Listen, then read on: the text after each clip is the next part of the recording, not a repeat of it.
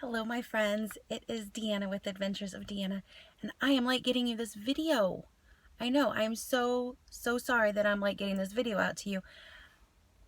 The weekend got away from me. It was beautiful. It was sunny. I was out doing all the things, playing in the yard, and I just didn't prioritize recording my video. So before I knew it, the weekend was over. So it was like last night, and I'm like, oh man, I don't want to have to go and wash off all this grime and do my makeup just to do a video to take it all off again. So, I apologize for not getting the video out on Monday morning like I normally do. I failed to do that.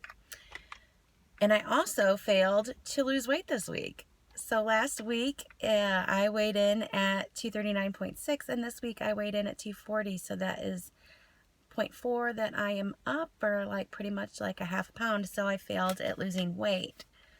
Failure is important. That's it's an important part of learning. It's an important part of growing, and it sucks. I'm not happy about it. I don't like it. I'm not, that's not what I'm trying to do. I'm not trying to fail. I don't want to fail, but I'm doing it. I'm doing it so damn well. Oh, it's terrible. Terrible, terrible, terrible. I can't be mad about the results that I didn't earn from the work. I can't be mad about the results that I didn't earn from the work. So important. My results this week were that, yeah, I gained. But the work that I put in, it was bad. It was bad this week. So I don't want to judge myself. I don't want to say that I'm good or that I'm bad. But I don't know what other terminology to use. I'm just going to say that I wasn't doing the things that I need to do. So let's talk about the things that I need to do. As you know, one of the things that I need to do is I need to write a 24-hour plan, and I need to follow that 24-hour plan. So as far as following my 24-hour plan this week, I followed it 3 days out of 7. I only followed it 3 days out of 7. So you got to follow the plan. You can't be mad at the results if you don't do the work. I didn't follow the plan. So those plans that I wrote could have been great plans, but I went off plan. I ate something that I didn't plan. I ate more than I planned. I ate differently than what I had planned. Maybe I thought that a swap was a good swap, but it wasn't a good swap. I went off plan, so that's something I'm not supposed to do. 7 hours of sleep. Sleep is important. It is reparative. It helps you. And I didn't get all my sleep. So I only got 4 out of 7 days this week. I'm a good sleeper. I sleep really good, but I didn't sleep this week. I need to get that sleep in. I need to do that for me. I need to do that. Eating 2 to 2. So eating whenever I'm hungry and stopping whenever I'm satisfied. So as that goes, 4 out of 7 days this week, I ate 2 to 2 all my meals. And I'm wondering how bad I really did do with this, because that's only 4 out of 7 meals. So there's 21 meals in the week. How many meals did I not eat 2 to 2? So 4 out of 7.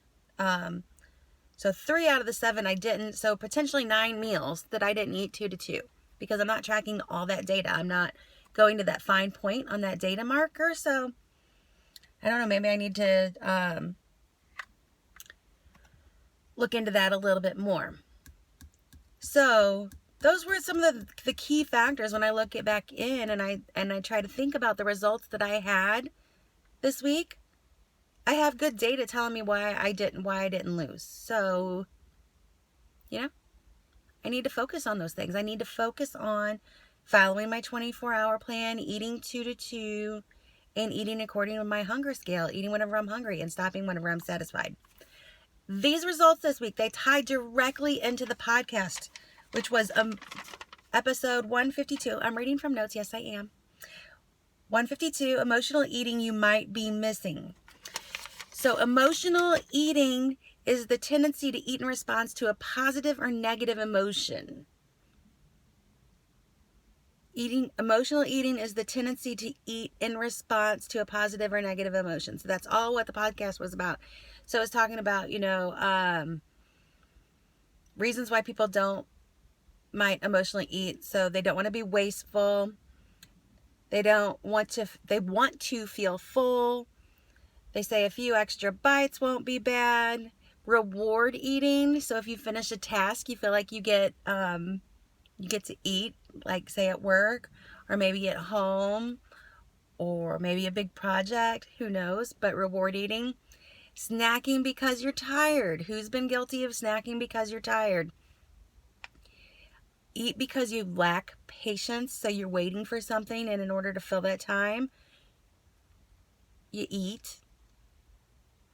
Or you're a procrastinacker, which is one of my favorite words that I've ever heard. Procrastinacker. I know it's not a real word, but I'm in love with it. I am such a procrastinacker. So if there's a task that I don't want to do, why not get a snack? Let's do that instead of focusing on my work. This is so big of me that I do this all the time. And why I'm able to do it more whenever I'm at home. Oh, I know why I'm able to do it more when I'm at home. Because I have snacks at home. I don't have snacks. I don't have a snack drawer like a lot of people do at work. I don't have a snack drawer. I don't need snacks. I plan my meals to which they should sustain me until my next meal. I know whenever I get to eat next, so the meal that I eat for lunch, it should sustain me until dinner time. So I don't need to have a snack. I might want a snack. I might get a little bit hungry, but not hungry enough that I can't wait till dinner time. No, so procrastinating is bad. And I can be guilty of it at work if there is snacks in the break room. I have grabbed a snack in the break room. I have done that. But I snack for all these reasons, except for the one that's like, because I don't want to be wasteful. That's not my MO. That's not something I do. But I do snack because I want to feel full. Feeling full is, in my head, somehow emotionally satisfying in a way. I don't know. I don't understand it, but I do know that I like to eat to feel full, just to have that feeling in my body. And I'm learning how not to feel full. A few extra bites always, because I'm not doing a program where I'm measuring out my food. I'm not restricted by that. I want to say a few extra bites. But I also want the freedom to be able to go out to restaurants and eat and not have to worry about the serving size. How do I calculate the calories? How do I calculate the points? How do I figure out how much I can eat? Trying to, is this the size of the palm of my hand? Is this the size of a deck of cards? Does this look like a tennis ball? All those little tricks that they teach you in order to guesstimate serving size. I want to live in a world of guesstimation. So I need to respond to my body. So this few extra bites, I need to listen to my body and know whenever it's satisfied and know that that's whenever I can stop. And that, oh, it tastes so good. Oh, it tastes so good. Oh, it tastes so good. I need to squash that and be just willing to be like, you can have that tomorrow. You can have it again. This is not the last time you're ever going to get that. So that few extra bites, those you don't need those few extra bites. You don't need those few extra bites. You're satisfied. You're happy. Move on. So, reward eating. Yeah, I think I'm guilty of reward eating for sure. I've probably known. I remember when I was doing Weight Watchers. This is the big one. Back in the day, that if I had a loss that week, then after my weigh-in, because I weighed in at like 7 o'clock in the morning. After my weigh-in, if I had a loss, then I got to go to McDonald's and have a sausage egg McMuffin value meal before I went to the grocery store, because that was my routine. I'm such a routineaholic. I love routines, but that was my routine. If I lost, I got to go do that. And I'm sure that I reward myself with food in other ways.